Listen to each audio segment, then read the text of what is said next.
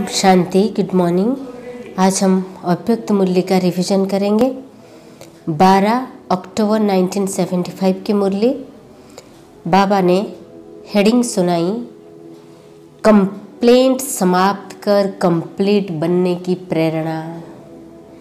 Complaint जब तक है चल रहा है तब तक हम कंप्लीट नहीं है। ये शो कर रहा है कि हम कंप्लीट नहीं बने हैं। जब हम कंप्लीट बन जाएंगे, कंप्लेन संपूर्ण रूप में समाप्त हो जाएगा। जब ड्रामा के प्रति निश्चय रहेगा, कल्याणकारी ड्रामा है, संगम युग में कुछ अकल्याण हो ही नहीं सकता। और ये ड्रामा बनी बनाया बन रही है। स्वयं परमपिता परमात्मा हमारे पिता बनकर आए हैं, हमारे भाग्य लिख रहे हैं, हमारी विकर्म को चुक्त करा रहे हैं। इसलिए हमारे से कुछ अन्याय हो ही नहीं सकता। ये जब संकल्प मन में आएगा तब हम कंप्लीट बन जाएंगे, कंप्लेन समाप्त हो जाएगा। मन में कोई क्यों क्या की प्रश्न मार्ग टेढ़ा बंका की नहीं रहेगी। तो इसलिए बाबा बहुत अच्छी प्रेरणा दे रहे हैं कि अतीन्द्र सुख के झूले में झुलाने वाले, सर्व संबंधों का अलौकिक अनुभव देने वाले, सर्व आत्माओं के हितकारी शिव बाबा बच्चों के प्रति बोले, बाप समान निराकारी, देह की स्मृति से न्यारे, आत्मिक स्वरूप में स्थित होते हुए साक्षी होकर अपना और सर्व आत्माओं का पाठ देखने का अभ्यास मजबूत होता जाता है। बाबा इज आस्किंग, बाबा पूछ रहे हैं कि ऐसे अपने और सर्व आत्माओं को का ये पाठ चल रहा है, सबको आत्मा रूप में स्थित होकर देखने का ये अभ्यास प्रैक्टिस हुआ है या प्रैक्टिस चल रहा है। सदा साक्षीपन की स्टेज स्मृति में रहती है। जब तक साक्षी स्वरूप की स्मृति सदा नहीं रहती तो बाप दादा को अपना साथी भी नहीं बना सकते। साक्षी अवस्था का अनुभव बाप के साथीपन का अनुभव कराता है। अपने को खुदा दोस्त समझते हो ना, अर्थात अपने मन का मीत बाप दादा को बनाया है। दिल का दिल वाला बाप को ही बनाया है। एक दिल वाला बाप के सिवाय और किसी से भी दिल की लेन देन करने का संकल्प मात्र भी नहीं है। ऐसा अनुभव करते हो। अगर एक बाप के साथ सर्व संबंधों के सुख, सर्व संबंधों के प्रीति की प्राप्ति अनुभव करते हो तो और कहीं भी किसी संबंध में बुद्धि जा नहीं सकती। हर श्वास, हर संकल्प में सदा बाप के सर्व संबंधों में बुद्धि मगन रहनी चाहिए। कई बच्चों की कंप्लेंट है कि व्यर्थ संकल्प बहुत आता है, बुद्धि बाप की तरफ लगती नहीं है। न चाहते हुए भी कहीं न कहीं बुद्धि का लगाव चला जाता है। वह स्थूल प्रवृत्ति की जिम्मेदारी बुद्धि को एकाग्र बनने नहीं देती है। पुरानी दुनिया का संपर्क वो वातावरण वृत्ति को चंचल बना देता है। जितना तीव्र पुरुषार्थ करना चाहते हैं उतना कर नहीं पाते हैं, हाई जंप दे नहीं पाते। सारे दिन में इसी प्रकार की कंप्लेंट्स बाप दादा के पास बहुत आता है। मास्टर सर्वशक्तिवान कहलाते हुए भी अपने ही स्वभाव संस्कार से मजबूर हो जाते हैं। तो बाप दादा को भी ऐसी बातें सुनते हुए मीठी मीठी हंसी भी आती है और रहम भी आता है। जब अपने स्वभाव संस्कार को मिटा नहीं सकते तो सारे विश्व से तमो प्रधान आसुरी संस्कार मिटाने वाले कैसे बनेंगे। जो अपने ही संस्कारों के बस हो जाए, यह सर्व वशीभूत हुई आत्माओं को मुक्त कैसे कर सकेंगे। जो अपने ही संस्कारों जिससे स्वयं ही परेशान है, वो औरों की परेशानी कैसे मिटाएंगे। ऐसे संस्कारों से मुक्ति पाने की सरल युक्ति कौन सी है जानते हो? कर्म में आने से पहले संस्कार संकल्प में आते हैं। यह कर दूंगा, ऐसे होना चाहिए, यह क्या समझते हैं, मैं भी सब करना जानता हूँ। इस रूप के संकल्प में संस्कार उत्पन्न होते हैं।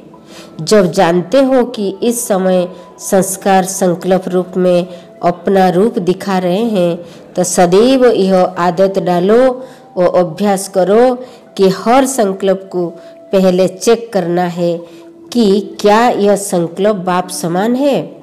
जैसे कई बड़े आदमी होते हैं, वे जो कुछ भी स्वीकार करते हैं तो पहले उस चीज की चेकिंग होती है। जैसे प्रेसिडेंट है या कोई भी विशेष व्यक्ति या बड़े बड़े राजा होते हैं तो उनका हर भोजन पहले चेक होता है, फिर वे स्वीकार करते हैं। उन्हें कोई भी वस्तु देंगे तो पहले उनकी चेकिंग होती है कि कहीं उसमें कुछ अशुद्धि या मिक्स तो नहीं है। ओह बड़े आदमी, आपके आगे क्या है? आपके राज्यों में ये बड़े आदमी पाँव भी नहीं रख सकते, अब भी आपके पाँव पर पड़ने वाले हैं। जब राजाओं के भी राजा बनते हो और सृष्टि के बीच श्रेष्ठ आत्मा कहलाते हो, तो आप विशेष आत्माओं का यह संकल्प रूपी बुद्धि का जो भोजन है उसके लिए भी चेकिंग होनी चाहिए। जो बिना चेकिंग के स्वीकार करते हो तब धोखा खाते हो। तो हर संकल्प को पहले चेक करो, जैसे सोने को यंत्र द्वारा चेक करते हैं कि सच्चा है व मिक्स है, रियल है या अथवा रोल गोल्ड है। ऐसे ही यह चेक करो कि संकल्प बाप दादा समान है या नहीं है। इस आधार से चेक करो, फिर वाणी और कर्म में लाओ। आधार को भूल जाते हो तब शूद्रपने के और विष के संस्कार मिक्स हो जाते हैं। जैसे भोजन में विष मिक्स हो जाए तो वह मूर्छित कर देता है, ऐसे भी संकल्प रूपी आहार वो भोजन में पुराने शूद्रपन का विष मिक्स हो जाता है तो बाप की स्मृति और समर्थी स्वरूप से मूर्छित हो जाते हो। तो अपने को विशेष आत्माएं समझते हुए अपने आपको स्वयं की चेकर बनो, समझा? विशेष आत्मा की अपनी शान में रहो तो परेशान नहीं होंगे। अच्छा, यह हुई संस्कारों को मिटाने की युक्ति। अगर इस कार्यों में सदा बिजी रहेंगे और सदा होली हंस स्वरूप में स्थित होंगे तो शुद्ध व अशुद्ध शूद्रपन और ब्राह्मणपन को सहज ही चेक कर सकेंगे और बुद्धि इसी कार्यों में बिजी होने के कारण व्यर्थ संकल्पों की कंप्लेंट से फ्री हो जाएंगे। दूसरी बात है, सारा दिन बाप के सर्व संबंधों का हर समय प्रमाण सुख नहीं ले पाते हो। जो गोपियों और पांडवों के चरित्र गाए हुए हैं, बाप से सर्व संबंधों का सुख लेना और मगन रहना अथवा सर्व संबंधों के लाभ में लवलीन रहना, वो अनुभव अभी क्या नहीं है। बाप और शिक्षक इन विशेष संबंधों का सुख अनुभव करते हो, लेकिन सर्व संबंधों के सुखों की प्राप्ति का अनुभव कम करते हो। इसलिए जिन संबंधों के सुखों का अनुभव नहीं किया है, उन संबंधों में बुद्धि का लगाव जाता है और वह आत्मा का लगाव, वो बुद्धि की लगन विघ्न रूप बन जाती है। तो सारे दिन में भिन्न भिन्न संबंधों का अनुभव करो। अगर इस समय बाप से सर्व संबंधों का सुख नहीं लिया है तो सर्व सुखों की प्राप्ति में सर्व संबंधों की रचना लेने में कमी रह जाएगी। अभी अगर यह सुख नहीं लिया तो कब लेंगे? आत्माओं से सर्व संबंधों तो सारा कल्प अनुभव करेंगे, लेकिन बाप से सर्व संबंध का अनुभव अभी नहीं किया, कभी भी नहीं करेंगे। तो इन सर्व संबंधों के सुखों में सारा दिन रात अपने को बिजी रखो। इन सुखों में निरंतर रहने से और सर्व संबंध असार और निरस अनुभव होंगे। इसलिए बुद्धि एक ठिकाने पर स्थित हो जाएगी और उसका भटकना बंद हो जाएगा और आप इन सुखों के झूले में सदा झूलते रहेंगे। ऐसी स्थिति बनाने से तीव्र पुरुषार्थी स्वतः और सहज बन जाएंगे। सर्व कंप्लेंट समाप्त हो जाएगा और कंप्लीट बन जाएंगे। समझा अपने कंप्लेंट्स का रेस्पॉन्स? अच्छा, ऐसे सदा अतीन्द्र सुखों के झूले में झूलने वाले, सदा बाप के साथ सर्व संबंध निभाने वाले, सदा स्वयं को साक्षी और बाप को साथी समझने वाले, ऐसे खुदा दोस्त, सदा खुदाई खिदमत में रहने वाले, ऐसे बाप समान बच्चों को बाप दादा का याद, प्यार और नमस्ते। सुनने में खुश होते हो लेकिन निभाने में कभी कहीं मजबूर हो जाते हो। जब सुनने में इतनी खुशी होती है तो स्वरूप बनने में कितनी खुशी होगी। इस समय सभी हर्षित मुख हो।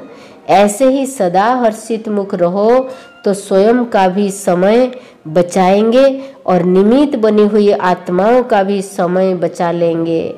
अभी तक गिरने और चढ़ने में, स्वयं को संभालने में, वो बुद्धि को ठिकाने लगाने में 25% समय जो इसमें जाता है तो वह समय बच जाएगा और वह कमाई में जमा हो जाएगा। अब बचत करना सीखो। बाबा बोल रहे अब बचत करना सीखो। समझा? मुरली का सार है आज की अव्यक्त मुरली का। अगर एक बाप के साथ सर्व संबंधों के सुख व प्राप्ति का अनुभव करते हो तो और कभी भी किसी संबंध तरफ बुद्धि नहीं जा सकती।